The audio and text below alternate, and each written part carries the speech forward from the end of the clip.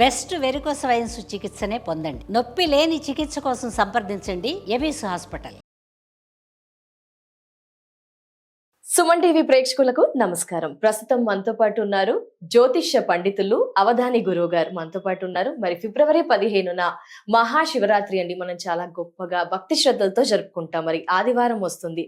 శివుడికి అభిషేకం ఎక్కువగా ప్రీతికరం చేస్తూ ఉంటాం. మరి అభిషేకం విషయాలు, అసలు ఉపవాసం అంటే ఏంటి, ఉపవాస విడుపుల సమయం, ఈ వివరాలన్నీ కూడా గురువు గారితో అడిగి తెలుసుకుందామండి. గురువు గారు నమస్కారం. గురువు గారు ఓం శ్రీ మహాగణాధిపతయే నమః. గురువుగారు, మరి శివరాత్రి 15 ఆదివారం వస్తుంది. ఒక్కొక్కరు ఒక్కో రకంగా చేస్తూ ఉంటారు. మరి మీ మాటల్లో చెప్పండి గురువుగారు, ఉపవాసం అంటే ఏంటి? ఆ రోజే ఉపవాసం జాగరణ ఎందుకు చెయ్యాలి? సో ఉపవాసం కూడా రకరకాలుగా, కొందరు బ్రేక్ఫాస్ట్ లాగా తింటూ ఉంటారు, ఫ్రూట్స్ మాత్రమే తింటూ ఉంటారు, నైట్ డిన్నర్ చేస్తూ ఉంటారు, ఇలా రకరకాలు చేస్తూ ఉంటారు. ఖచ్చితమైన పద్ధతులు ఏమైనా ఉన్నాయా? ఆ రోజు ప్రత్యేకత, విశిష్టత, ఏం చేయాలి, ఏం చేయకూడదు? వాగర్ధావివ సంపృక్తౌ వాగర్ధ ప్రతిపత్తయే జగతః పితరౌ వందే పార్వతీ పరమేశ్వరౌ అంటారు.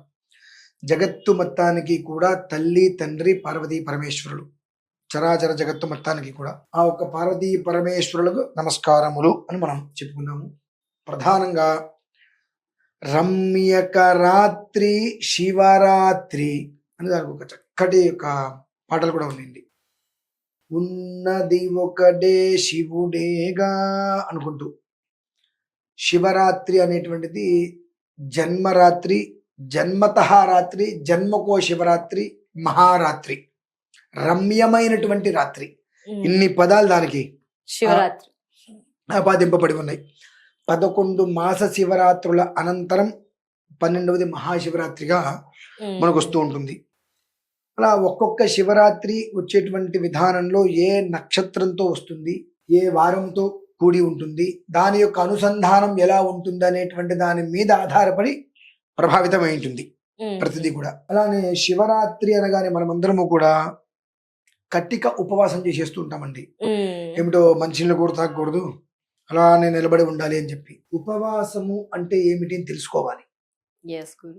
ఉపవాసము అనగా భగవంతుడికి దగ్గరగా ఉండాలి. భగవంతుడు అంటే మన దృష్టిలో యమధర్మరాజు కూడా భగవంతుడే, ఆయనకి దగ్గరగా ఉండమని చెప్పడం కాదు. భగవంతుడికి సమీపంలో, అంటే ఈశ్వరుడికి సమీపంలో మనం ఉండటం. ఎలా ఉంటాం? కడుపు నిండా భోజనం చేస్తే అక్కడికి వెళ్తే నిద్ర వస్తుంది. అసలు ఏమీ తినకుండా ఉంటే నీరసం వస్తుంది. కాన్సంట్రేషన్ ఆకలి మీద ఉంటుంది. కాబట్టి ఎంతవరకు మన శరీరాన్ని మనం నిలబెట్టగలం అనేటువంటి విషయాన్ని దృష్టిలో ఉంచుకొని మితంగా ఆహారం తీసుకోవటం. రోజు 10 ముద్దలు తింటాం, 4 ముద్దలు 5 ముద్దలు తింటాం మితంగా. అక్కడ కూర్చున్నప్పుడు, భగవంతుడి దగ్గర కూర్చున్నప్పుడు ఏదైనా పదార్థం నివేదనకి తీసుకుని వస్తే దాని నుంచి వచ్చేటువంటి వాసన మనకి నోట్లో లాలాజలం రాకూడదు. మీరు కాస్త బంగాళదుంప వేపుడు అంటే చాలా ఇష్టం. ఒక రకంగా మీరు భోజనం చేసేసారు. భోజనం చేసిన తర్వాత మనకు అదే బంగాళదుంప వాసన మనకు పడదు. ముక్కుకి, కడుపు కాస్త ఇదిగా ఉన్నప్పుడు ఆ వాసన మనకు పడదు. కడుపులో దేవేస్తున్నట్టుగా ఇబ్బందిగా అనిపిస్తుంది. అంతకుముందు మనం ఆవరవరం తినదే. అలా మనం కూర్చున్నప్పుడు భగవంతుడి దగ్గర ఎంతవరకు ఎక్కసంగా ఉండకూడదు, ఒక స్థాయి వరకు కూర్చున్నప్పుడు అదే పదార్థము ఏదైనా నివేదన తీసుకొస్తే మనకి ఆ వాసన ముక్కులోకి వెళ్ళడానికి మనం యాక్సెప్ట్ చేయలేము, ఇబ్బంది వచ్చేస్తూ ఉంటుంది. అంటే ఆ పదార్థము ముక్కులోకి వెళ్తే లాలాజలం నోట్లోంచి రావద్దు. రాకుండా ఉండాలంటే ఏ స్థాయిలో ఉపవాసం చేస్తారు అది దృష్టిలో ఉంచుకొని చెయ్యాలి. అంతేగాని ఉపవాసం అనగానే మన వాళ్ళందరూ కూడా ఏమి తినకుండా, మామూలు రోజుల్లో కూడా ఉపవాసం ఉంటే ఏమి తినకుండా రాత్రి వరకు ఉంటే రాత్రి తింటా అంటూ ఉంటారు. వాళ్ళని నేనేమంటానంటే కటిక దరిద్రులు అంట. అదేంటండి గురుగారు అట్లా అంటారు? ఉపవాసం చేస్తే పుణ్యమే కదండి. హెల్త్ బెనిఫిట్స్ ఉంటాయి, దేవుడికి కూడా ఉపవాసం అని ఫీల్ అవుతూ ఉంటాం గురువు గారు. బయట అమ్మా అని అడుక్కునే వాళ్ళు కొంతమంది ఉంటారు. వాళ్ళు నిత్య ఉపవాసమేగా చేసేది, నిత్య ఉపవాసం. మరి వాళ్ళకి ఏమైనా పుణ్యం లభ్యమవుతుందా? కోటీశ్వరులు అవుతున్నారా? మరి ఏమిటి అని అంటే, మన ఇంటికి భోజనం టైంలో ఎవరన్నా వచ్చినప్పుడు 2 కాళ్ళు కడుక్కోండి అనకుండా భోజనానికి వస్తారా అని అడిగితే వాళ్ళు అబ్బాయి లేదంటే నాకు చాలా హడావిడి అతను తింటే ఎన్ని మెతుకులైతే ఉంటాయో అంత దరిద్రాన్ని మనం అనుభవిస్తాం ఈ జన్మలో. ఉపవాసం పేరిట ఇంట్లో పానభక్ష పదార్థములు సమృద్ధిగా ఉండి, తినేవో తాగేవో అన్ని రకాల పదార్థాలు సమృద్ధిగా ఉండి ఏమీ తినలేక కటిక దారిద్ర్యాన్ని అనుభవించటం, అది ఉపవాసం అనేటువంటి దానికి నియమం అది కాదమ్మా.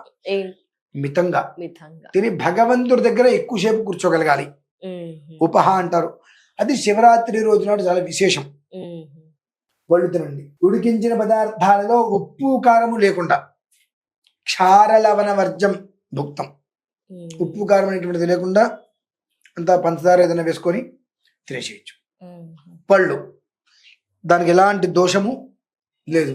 అది కూడా చేయకుండా నేను కూర్చుంటాను అన్నారనుకోండి, ఇవాళ రోజుల్లో చాలా మందికి రెండు విధానాలు. ఒకటి శాస్త్రం ఒప్పుకోదు, రెండు షుగర్లు బీపీలు లేని ఇల్లు లేదు ఇంచుమించుగా.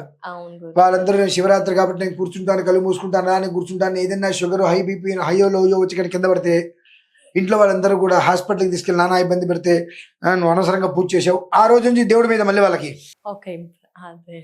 శివుడి కోసం కూర్చున్నా కింద పడిపోయి, శివుడు వచ్చి కూర్చోమని చెప్పాడు, నేను కూర్చోమన్నాడా? నీలో ఉన్న నన్ను బాధ పెట్టవద్దు, నీలో ఉన్న నన్ను ఎవరిని వాళ్ళని బాధ పెట్టుకోకూడదు, నీలో ఉన్న నిన్ను నువ్వు బాధ పెట్టుకోవద్దు. అంటే ఆత్మని బాధ పెట్టి కడుపుని మాడ పెట్టి నువ్వు నా దగ్గర కూర్చోమని ఆయన చెప్పలేదుగా. అవును, నీకు మూఢభక్తి అంధభక్తి ఎక్కువైపోయి నువ్వు చేసావు. మూఢభక్తి అంధభక్తి నువ్వు చేసి ఆ నింద ఎవరికి వచ్చింది? శివుడికి వచ్చింది. ఈ రకంగా కూడా ఇవి దూరం అవుతుంటే కనుక దాని జోలికి వెళ్లకుండా చక్కగా ఈశ్వరుడికి ఉదయం నుంచి ఎంత చేసుకోగలిగితే అంతే చేసుకోండి. అర్ధరాత్రి లింగోద్భవ కాలం, ఆ లింగోద్భవ కాలంలో తేజోవా ఆజ్యం అంటారు. చక్కటి ఆవు నెయ్యితోటి ఆ లింగోద్భవ కాలంలో 27 నిమిషాలు చక్కగా ఆ ఒక్కొక్క చుక్క ఎప్పుడు నెయ్యి ధారపోయేక్కర్లా, ఒక్కొక్క చుక్క స్వామివారి మీద వేస్తూ, మీకు రుద్రం రాదు, మనకు గూగుల్లో కానీ యూట్యూబ్లో కానీ రుద్రం అని కొడితే వస్తుంది, అది వినండి. లేదు, ఓం నమ శంకరాయ చ నమ శంకరాయ చ నమః అనుకుంటూ ఈశ్వరుని ఒక్కొక్క చుక్క ఆజ్యం నెయ్యి వేసి ఆ శుభ్రంగా తర్వాత నీరు పోసి తుడి చేసేసి భస్వం పెట్టి అంత వెన్న పోస ఏదైనా నివేదన పెట్టండి. అది చేసుకోగలిగితే చాలు. అంటే ఇంట్లో ఇక దేవాలయాల్లో పీఠాలలో మేము చేసేటువంటి ప్రక్రియ వేరు, ఇంట్లో మీరు చేసుకునేటువంటి ప్రక్రియ ఇలా ఆచరించండి. దీనికి ఉపవాసం అనేటువంటిది తోక తగిలించి దానికి ఏమీ తినకూడదు అనేటువంటిది చాలా మంది మూర్ఖమైనటువంటి భక్తులు ఉన్నారమ్మా. ఎవరు మూర్ఖాతి మూర్ఖమైన భక్తులు ఉన్నారు. వాళ్ళని భక్తులు ఉన్నారో మరి విద్వేషులు ఉన్నారో తెలియదు. చెప్పినా వినరు. వద్దమ్మానంటే చెప్పినవాడు పాపాత్మలాగా చూస్తారు, చెప్పినవాడు లేదండి మేము ఇలానే ఉంటామండి, మేమేం తీసుకోమండి, మాకు అది ఉపవాసం అండి. చెప్పిన బుద్ధిని అడ్డగాడిది ఎవరు అసలు? ఉపవాసం అంటే ఏమీ తినకుండా మంచినీళ్ళు తాగుతూ కాఫీలో టీలో తాగుతూ అలానే ఉండాలి రాత్రి వరకు చెప్పినటువంటి బుద్ధి లేని అడ్డగాడిది ఎవరండి అసలు? ముందు వాడిని తీసుకొచ్చి 4 బాధాలి. ఎవరు చెప్పరా? ఉపవాసము అంటేనే ముఖ్యమంత్రి అంటే ఎవరండి? ఉప ముఖ్యమంత్రి అంటే అసిస్టెంట్ కింద అంటే ఉప అన్నారుగా, ఉప ముఖ్యమంత్రి. కంఠము ఉపకంఠము. ఉపహాన్ అంటే చిన్నది, తక్కువగా. అంటే రోజు తినేటువంటి అమితమైనటువంటి ఆహార పదార్థాల కన్నా మితంగా. అంటే గబిక్కిన అక్కడ ఏదైనా కావాల్సితే మన అమ్మ భోజనం ఎక్కిపోయింది రావలేకపోతామనే పరిస్థితి కాకుండా టక్కన లేవగలగాలి, చేసుకోగలగాలి, కూర్చోగలగాలి. ఆ రకంగా ఆత్మని బాధ పెట్టకుండా, నీలో ఉన్న నిన్ను నువ్వు బాధ పెట్టకుండా, నీలో ఉన్న ఈశ్వరుని బాధ పెట్టకుండా, కడుపుని మార్చకుండా అర్చన చేసుకోవాలి. అలా చేసుకోగలిగితే పుణ్యం వస్తుందమ్మా, ఫలితం వస్తుంది. లేదనుకోండి ఏడిపే. ఎందువలన నువ్వు ఏం చేస్తున్నావు? తొందరగా పూజ అయిపోతే తినాలి, ఆకలి కడుపు మంట పుడుతూ ఉంటుంది. పంచాగ్నిలో జఠరాగ్ని ఒకటి ఉంటుందమ్మా, అది మంట పెడుతూ ఉంటుంది లోపల. ఆ మంట వస్తుంది, పదార్థ నివేదన తీసుకురాగానే లాలాజలం వస్తుంది. లాలాజలం వచ్చిందా పొద్దు నుంచి సాయంత్రం వరకు చేసింది మొత్తం భ్రష్టత్వం చెందుతుంది, ఉపయోగం లేదు. కనుక ఇది నియమం. గురువు గారు మరి ఉపవాసం అయితే తెలియజేశారు, జాగరణ కూడా రకరకాలుగా చేస్తూ ఉంటారు. ఏంటి ఎగ్జాక్ట్ గా జాగరణ అంటే? ఎలా చేయాలి? ఇలా చేస్తే ఫలితం ఉంటుందా? ఏంటి గురువు గారు? 2 విధానాలమ్మా. ఒకటి అహోరాత్రం, 2 అర్ధాహోరాత్రం. అంటే అహోరాత్రం అంటే ఇవాళ ఉదయం 6 గంటల నుంచి రేపు ఉదయం 6 గంటల వరకు కంటిన్యూగా చేయటం అహోరాత్రం. అర్ధాహోరాత్రం అంటే ఉదయం నుంచి సాయంత్రం వరకు, సాయంత్రం నుంచి మళ్ళీ ఉదయం వరకు 12 గంటలు మాత్రమే చేసేది అర్ధాహోరాత్రం. 24 గంటలు చేస్తాం. అహహ అంటే పగలు, రాత్ర అంటే రాత్రి. ఒక పగలు ఒక రాత్రి చేస్తే అహోరాత్రం. ఓకే గురుగారు. అర్ధాహోరాత్రం అంటే చాలా మంది ఏం చేస్తుంటారంటే మధ్యాహ్నం 12 గంటలకు మొదలుపెట్టి రాత్రి 12 గంటల వరకు పూర్తి చేసేస్తూ ఉంటారు. అది వాళ్ళ విధానాన్ని అనుసరించి. ఇందులో జాగరణము అనేటువంటిది మనం చూస్తుంటాం. సినిమాలు చూసి, చిత్రమూలాలు చూసి, రకరకాల డాన్సులు వేసి, ఇంకా చెప్పాలంటే సిగ్గు ఎగ్గు లేకుండా పందికి బురదే ముఖ్యం అనుకున్నట్టుగా అర్ధనగ్న నృత్య ప్రదర్శనలు కూడా కొన్ని చోట్ల మనం చూస్తూనే ఉంటాం.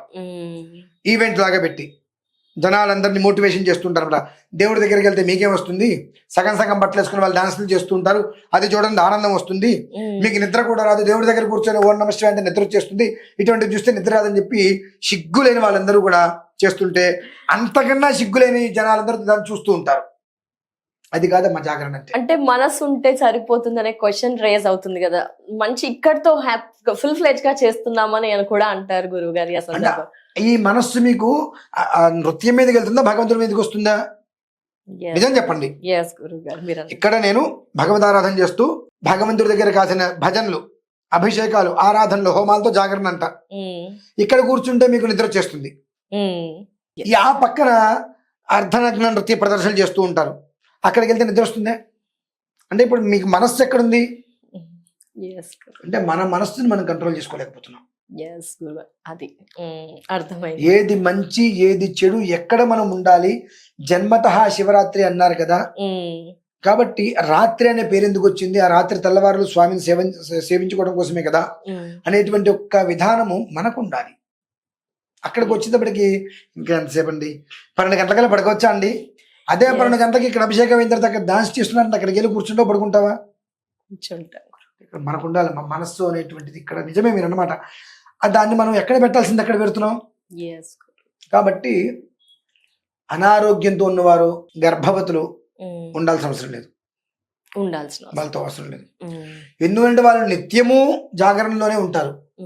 ఎందువలన గర్భవతిగా ఉన్న పిల్లవాడి కడుపులో తంతు ఉంటుంది, పిల్ల అమ్మాయి అబ్బాయి ఎవరు, తెల్లవారులు కూడా వాళ్ళకి సరిగ్గా నిద్ర పట్టదు. ఆ రకంగా వాళ్ళు నిత్య జాగరణే. వృద్ధులు కాస్త అనారోగ్యంతో ఉన్న వాళ్ళ దగ్గుతోటో ఏదో ఒక రకంగా నిద్ర పట్టక పాపం ఇబ్బందులు పడుతుంది. వీరిద్దరూ ఎప్పుడు జాగరణగానే ఉంటారు. ప్రత్యేకంగా ఈరోజు వాళ్ళు జాగరణ చేయగలరు. మనలాంటి వాళ్ళు మాత్రం ఆ ఒక్కరోజు రాత్రి తెల్లవారులు ఉదయం 6 నుంచి సాయంత్రం మళ్ళీ మధ్యం 6 వరకు, లేదా రాత్రి నుంచి మొదలుపెట్టి, అది కూడా కాదండి అంటే 12 గంటలకు మొదలుపెట్టి 1 గంటకి ఆపేస్తా అంటారు. ఉదయం 6 గంటల వరకు చేయటం అనేటువంటిది జాగరణ అనంటే జాగ్రత్తకి మూలం. మనల్ని మనం ఎంత కంట్రోల్లో ఉంచుకోగలుగుతాం, కాన్సన్ట్రేషన్ అంటారు. మన మీద మనం ఎంత చేసుకోగలుగుతాం, ఎంత నిగ్రహం మనకుంది, ఎంత నిగ్రహం మనం చూపిస్తే అంత విగ్రహంగా మనకు ఆయన నిలబెట్టేస్తాడు. మనలో ఉండే నిగ్రహమే విగ్రహంగా మనకు స్థానుగా ఏర్పడిపోతుంది. ఆ నిగ్రహం మనకి ఎంత ఉందనేటువంటి విషయాన్ని మనల్ని మనం పరీక్ష చేసుకోవడం కోసం ఆ సమయంలో చేసేటువంటి ఆరాధన మామూలుగా చేసేటువంటి దానికన్నా కొన్ని లక్షల రెట్లు ఫలితం ఇస్తుంది. అది రాత్రి 12 గంటల నుంచి ఉదయం 6 గంటల లోపు చేసేటువంటి ఆరాధన మామూలుగా చేసేటువంటి దానికన్నా కొన్ని లక్షల ఫలితాన్ని ఇస్తుంది. ఎందువలన ఆ సమయంలోనే నిద్ర వస్తూ ఉంటుంది. రకరకాలుగా అన్నిట్లని మనం తీర్చగలిగితే మనకు రావాల్సినవన్నీ మన దగ్గరికి ఆయన ఇచ్చేస్తాడు. అది విషయం ప్రధాన జాగరణ అంటే. ఓకే, మరి మంత్రం జపించాలంటారు, ఆ టైంలో ఏం చేస్తే బాగుంటుంది అంటారు? మీ పరంగా ఏం తెలియజేస్తారు? నమః శివాయ, నమః శివాయ, నమః శంకరాయ చ, ఈ పదాలని స్మరించుకుంటూ అభిషేకం చేసుకుంటే, కుదిరితే మారేడు దళంతో అభిషేకం చేస్తుండండి. ఓకే గురువు, మారేడు దళం దొరికితే. ఎందుకంటే ఆ మారేడు దళంతో మనం అభిషేకం చేయటం అనేటువంటిది సామాన్యమైన విషయం కాదండి. ఈ ఉదకంలో ముంచి ఆ ఒక్కొక్క చుక్కే నెయ్యి దొరకలేదు, ఓకే, ఒక చెంబులో కలశంలో నీళ్ళు తీసుకోండి, మారేడు దళం తీసుకోండి, అలా ముంచి ఒక్కొక్క చుక్క దాని మించి అలా వేస్తూ ఉంటే సంచిత పాప వినాశక లింగం అనేది కదండి. ఆ పాపాలు అంత తొందరగా పోవండి. ఆ సమయంలో చేసేటువంటి దానికి, ఆ మారేడు దళాలతో అలా చేసేటువంటి దానికి సంచిత పాప వినాశక లింగం, అంతకు మించి కావాల్సిన పుణ్యమే ఉందమ్మా. అది చేసుకోగలిగితే. తప్పకుండా గురువు గారు. ఉపవాసం అండ్ జాగరణ వివరాలు తెలియజేసినందుకు ధన్యవాదాలు గురువు గారు. నమస్కారం.